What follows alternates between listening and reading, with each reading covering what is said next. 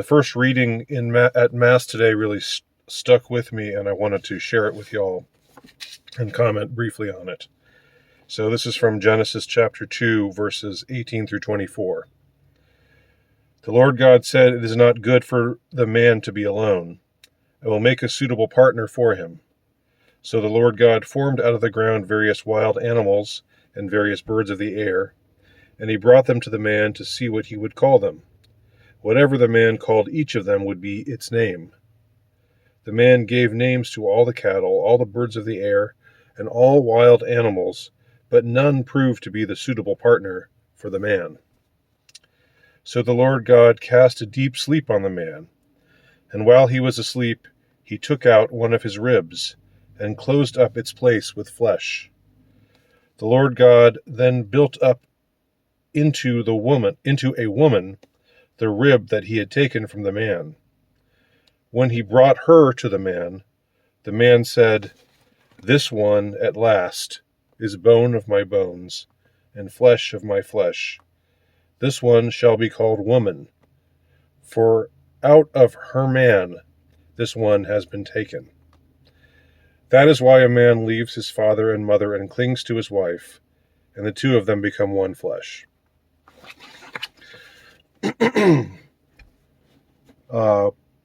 Powerful verse.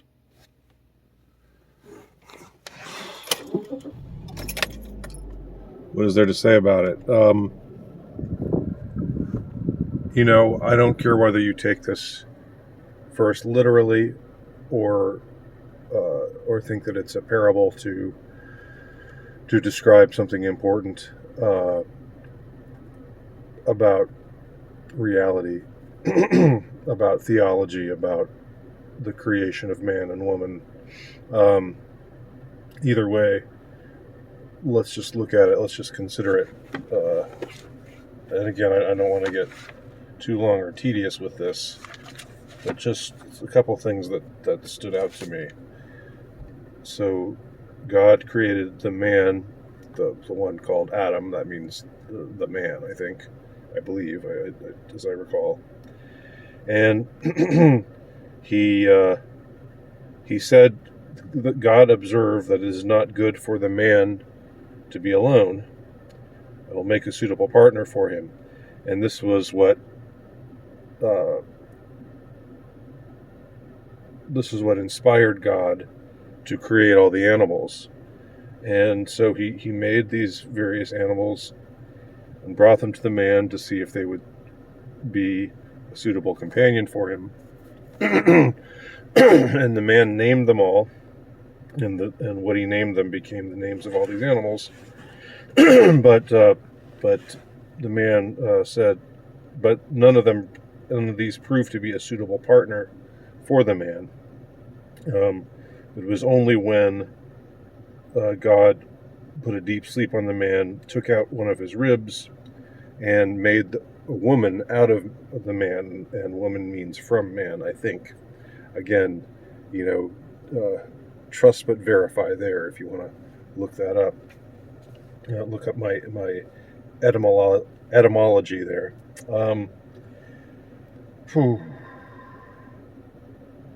This one at last is bone of my bones and flesh of my flesh.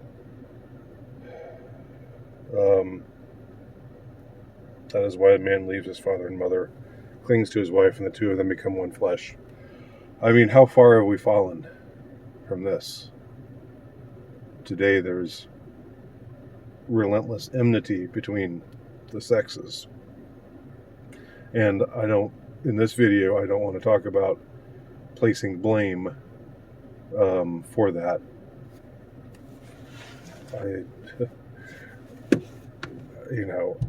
I've said various things about the state of the relationship between the sexes today since the destructive sexual revolution, since the erosion of monogamy, and all of the evil things that came out of those what I believe were planned and contrived social upheavals. but it gives me great pause just to think of how far things have fallen from how they were meant to be. A woman was supposed to be a companion for a man, someone, because it was not good for a man to be alone. And, the other way around could be said to be true as well. Not good for a man or a woman to be alone. But today,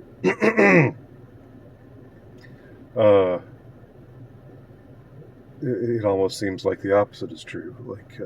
Not that it's good to be alone, but that it's better to be alone than to be yoked with someone who sucks your soul out of your body. I'm being overly dramatic here, but you understand what I'm saying.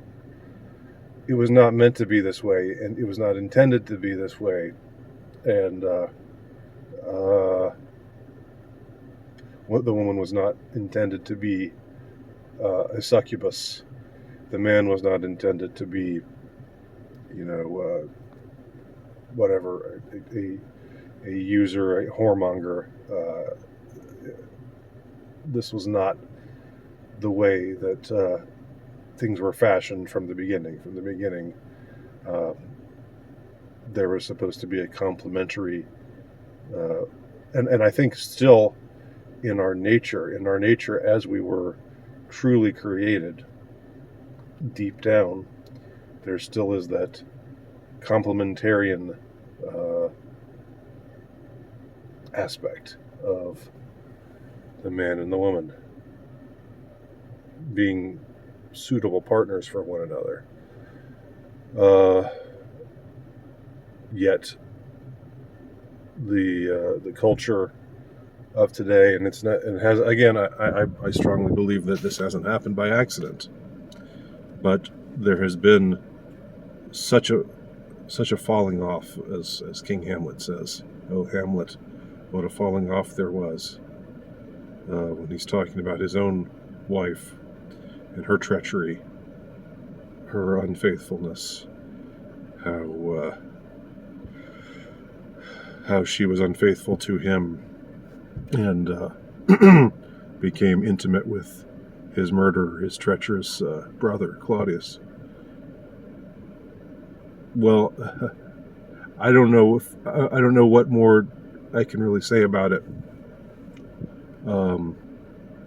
except the way things are right now.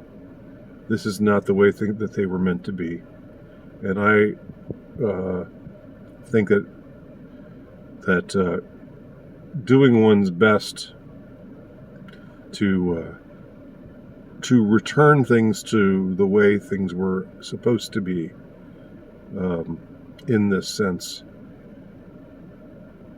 I think that's God. It is God's work, whatever you do, whether it's through exhortation, whether it's through, hopefully it's through being able to live a life that can be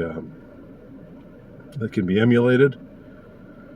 But it's very, very saddening to read this passage and to think what a falling off there was. What a falling off there has been.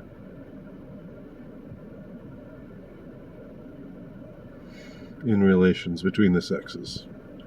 An orchestrated falling off. And Jesus says elsewhere in the Gospels that it would be better if those who caused the little ones to sin, who brought corruption upon them, it would be better if they were if a millstone were cast around their neck and they were thrown into the ocean. All I've got to say to the sort of people who did this to the world, who did this to the norms of human behavior, who twisted things to the extent that they're twisted now. They deserve, I'm not a big hellfire and brimstone kind of person for people who just make mistakes, who screw up, who do this, that, or the other thing. I have a hard time just envisioning, those kinds of people burning in hell forever. But people like this, people who maliciously twisted the divine plan and caused the kind of societal chaos which has left so many lives ruined today, has destroyed early on the lives of so many children who've been forced to grow up in broken homes, and has ruined so many men and women alike and made them miserable. I think the people who orchestrated, who architected this, again, I would be happy to see them cast into the middle of the ocean with a millstone around their necks. And that's how I'll end this peroration. Thanks for watching. My name's Andy Nowicki. Check out my work at altrightnovelist.com.